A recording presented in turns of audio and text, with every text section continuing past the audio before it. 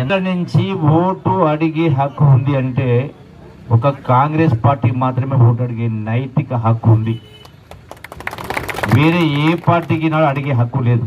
ఎందుకంటే తరతరాలను చూసినా, మీ తాత ముత్తాతలను చూసినా పేదవాళ్లకు పరంపోగు పట్టాలు ఇచ్చి, భూములు ఇచ్చి, అట్లాగే ఇల్లు లేని వాళ్ళకి ఇళ్ళ స్థలాలు ఇచ్చి ఇల్లు కట్టించే కార్యక్రమం చేసి ఆనాటి నుంచి ఈనాడు తెలంగాణ రాష్ట్ర ఏర్పాటు చేసినటువంటిది కాంగ్రెస్ పార్టీ.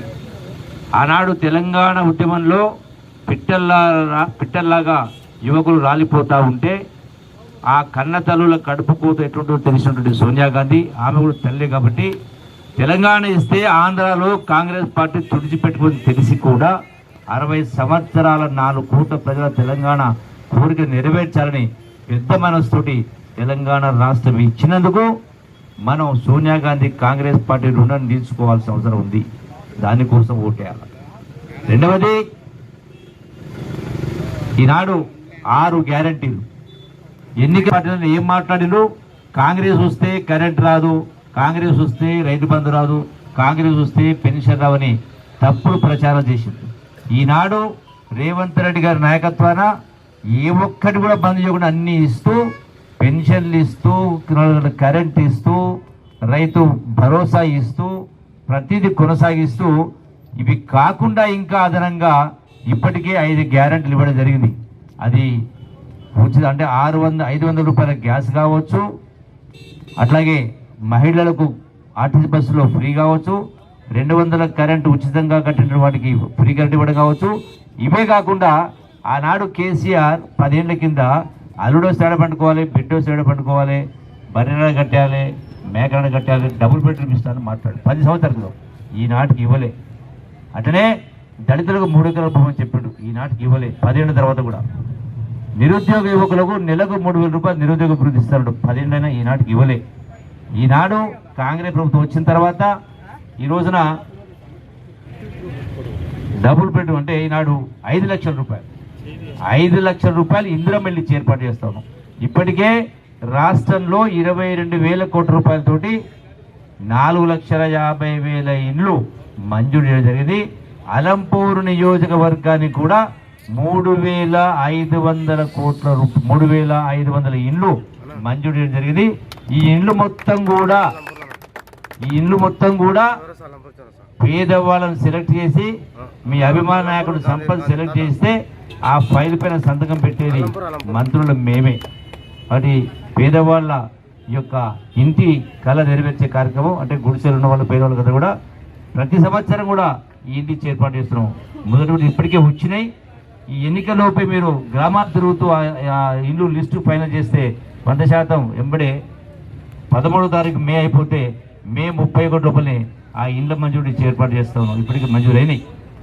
అట్లాగే ఇదే కాదు, ఇంతకుముందు మిత్రులు సంపత్గా చెప్పినట్టుగా తుమ్మిళ్ళ లిఫ్ట్, నేను ఆనాడు మంత్రిగా ఉన్నప్పుడే ఆనాడు ప్రభుత్వం వెంటబడి ముఖ్యమంత్రి గారు చెప్పి తుమ్మిళ్ళ లిఫ్ట్ను మంజూరు చేయించడం జరిగింది.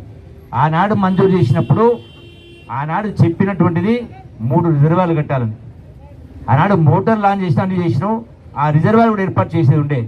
దురదృష్టవశాత్తు ఆ ఎన్నికల్లో నేను కూడా ఓడిపోవడం జరిగింది. 100% ఆ రిజర్వాయర్ ఏర్పాటు చేస్తూ 81,000 ఎకరాలు ఏదైతే ఆర్డీఎస్ కెనాల్ ఉందో ప్రతి సెంటు గుంట కూడా 81,000 ఎకరాలకు నీళ్ళు ఇచ్చే ఏర్పాటు ఖచ్చితంగా చేస్తామని చెప్పని వేదిక ద్వారా మీ అందరికీ సవినంగా విజ్ఞప్తి చేసి కార్యక్రమం చేస్తూ, ఇవే కాకుండా ఈనాడు ఎన్నికల్లో పోటీ చేస్తున్న అభ్యర్థి లెక్క చూసిన ఈనాడు బీఆర్ఎస్ పార్టీ అభ్యర్థి మీ అలంపూర్ వాసే ప్రవీణ్ కుమార్ గారు. ఈ ప్రవీణ్ కుమార్ గారు ఏం మాట్లాడిండు? గడిచిన 4 సంవత్సరాల నుంచి ఆయన రాజీనామా చేసినప్పటి ఏం మాట్లాడిండు? కేసీఆర్ లంగా దొంగ అన్నాడు, అవినీతి పరుడు అన్నాడు, నియంత అన్నాడు, కుటుంబ పరిపాలన అన్నాడు, రాష్ట్రాన్ని సర్వనాశనం చేసినాడు.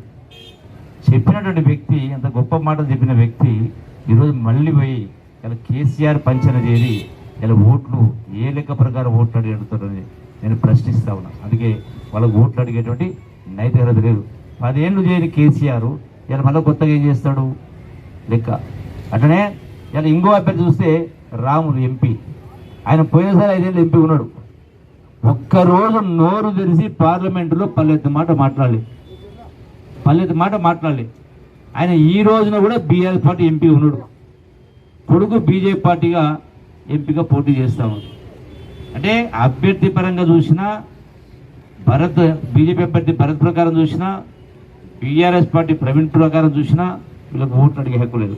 కేవలం తెలంగాణ రాష్ట్రం ఇచ్చినందుకు సోనియా గాంధీ కాంగ్రెస్ పార్టీ రుణం తీసుకోవడం కోసం, అట్లాగే అనుభవం ఉన్న వ్యక్తి డాక్టర్ మల్లు రవి గారు ఏ రోజు కూడా గడిచి నాకు తెలిసి ఈ 40 సంవత్సరాల కాలంలో పదవులు ఉన్నా రాకపోయినా, బీఫారం టికెట్ వచ్చినా రాకపోయినా కాంగ్రెస్ పార్టీని నమ్ముకొని ఒకే పార్టీలో ఉంటూ 40 సంవత్సరాల నుంచి రాజకీయ పార్టీ కాంగ్రెస్ పార్టీ ఉన్నాడు.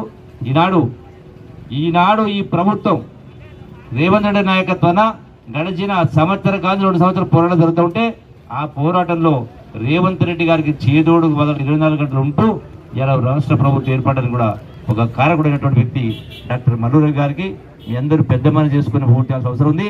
నేను ఒక్కటే విజ్ఞప్తి చేస్తా ఉన్నా, వేదిక ద్వారా మీడియా మిత్రులు కూడా విజ్ఞప్తి చేస్తా ఉన్నా,